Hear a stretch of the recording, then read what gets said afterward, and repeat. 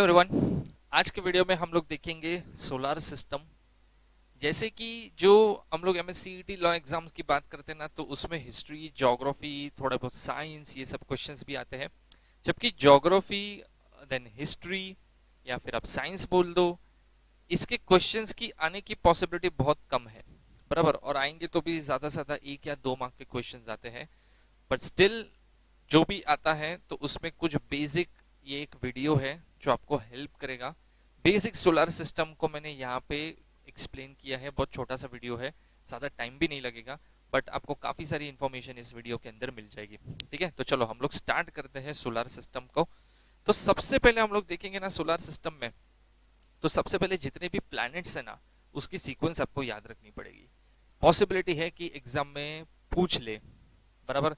तो जैसे अगर मैं सन की बात करूं, बराबर, उससे अगर मैं स्टार्ट करता हूं, सो सबसे फर्स्ट जो प्लैनेट आता है वो होता है मर्क्यूरी।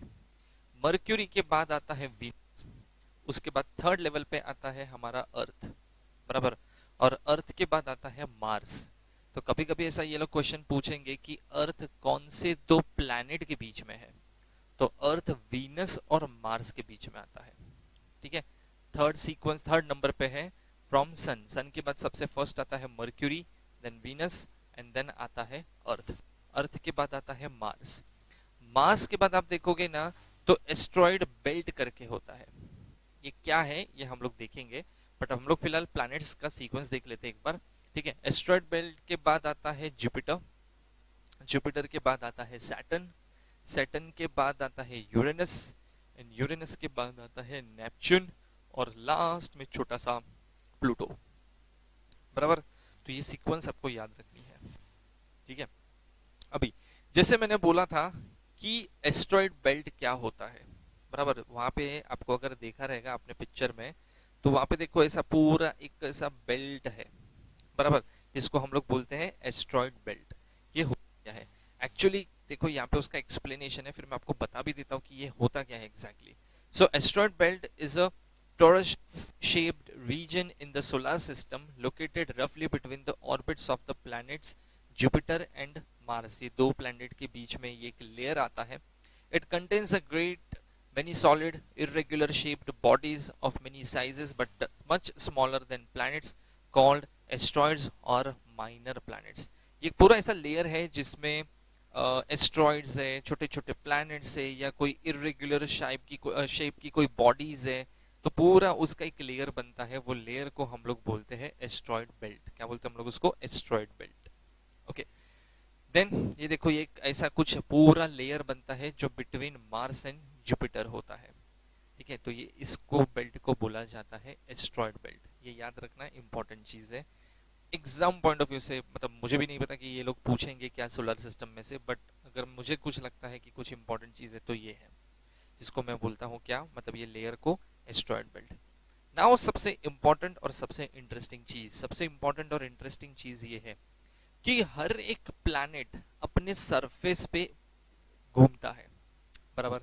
ठीक है, तो उनको पूरा एक मतलब पूरे अपने सरफेस पे जब वो लोग घूमते हैं, तो पूरा एक राउंड कंप्लीट करने को इनको कितना टाइम लगता है? हर एक प्लैनेट का टाइम अलग अलग है। जैसे मैं स्टार्ट करता हूँ मर्क्यूरी से, तो मर्क्यूरी को अपने सरफेस पूरा एक राउंड लगता है 58 डेज 15.5 आवर्स। इतना टाइम उनको मर्क्यूरी को लग जाता है। वीनस की मैं बात करूं, तो वीनस बहुत स्लो मूव करता है, बहुत स्लो रोटेट करता है। इसके लिए उसको 243 डेज 26 मिनट्स लग जाती है। ठीक है, देन अर्थ को 23 hours 56 minutes which is approximate 24 hours लग जाता है, जिसको हम पूरा इन बोलते हैं डे बोलते हैं। 24 आवर्स का एक दिन हो जाता है, इसकी वजह से ये प्रॉपर डे कंप्लीट हो जाता है। देन मार्स में, मार्स की बात करें तो मार्स 1 डे एंड 36 मिनट्स लेता है सरफेस पे रोटेट होने के लिए। जुपिटर, जुपिटर 9 आवर्स 55 मिनट्स लेता है। जुपिटर बाकी सबके कंपैरिजन में सबसे ज्यादा रैपिडली और फास्ट रोटेट करता है। इसके लिए आप बाकी सारे प्लैनेट्स देखो कितने स्लो घूम रहे हैं, और ये देखो भाई साहब रपा रप घूम रहे हैं। ठीक है, तो ये उसकी स्पीड सबसे ज्यादा हाईएस्ट है ये सब प्लैनेट्स के अंदर। देन सैटर्न 10 आवर्स 40 मिनट्स लगता है। देन यूरेनस, यूरेनस है ना, इसका रोटेशन देखो थोड़ा अजीब है, बाकी सारे देखो कैसे घूम रहे हैं और ये देखो यूरेनस थोड़ा अजीब तरीके से घूमता है। ठीक है, इसको लग जाता है 17 आवर्स एंड 14 मिनट्स, और जो नेपच्यून है, नेपच्यून को लग जाता है 16 आवर्स, बराबर। तो वहां पे अभी सपोज अगर वहां पे भी अगर कोई इंसान जाता है, तो जैसे अर्थ पे हम लोग रहते हैं तो यहाँ पे एक दिन 24 आवर्स का माना जाता है, वहां पे टाइम लिमिट अलग अलग हो जाती है। अगर मैं पूरे एक रोटेशन को कंप्लीट करने को अगर मैं डे बोलता हूँ, तो मार्स में दिन अलग हो जाएगा, जुपिटर में तो ऑलमोस्ट 10 आवर्स का ही एक डे हो जाएगा, बराबर। तो सबका टाइम लिमिट अलग अलग हो जाएगा। क्लियर? ठीक है, तो जैसे मैंने बोला था, एक बेसिक इंफॉर्मेशन है, एक छोटा सा वीडियो है, बराबर, बट इंपॉर्टेंट है। इसमें टाइम लिमिट, आपको सीक्वेंस याद रखनी है, ये सब चीजें, छोटी छोटी चीजें एग्जाम के लिए बहुत ज्यादा इंपॉर्टेंट है। ठीक है, तो चलो इसी के साथ ही वीडियो हम लोग यहाँ पे कंप्लीट करते हैं। Thank you.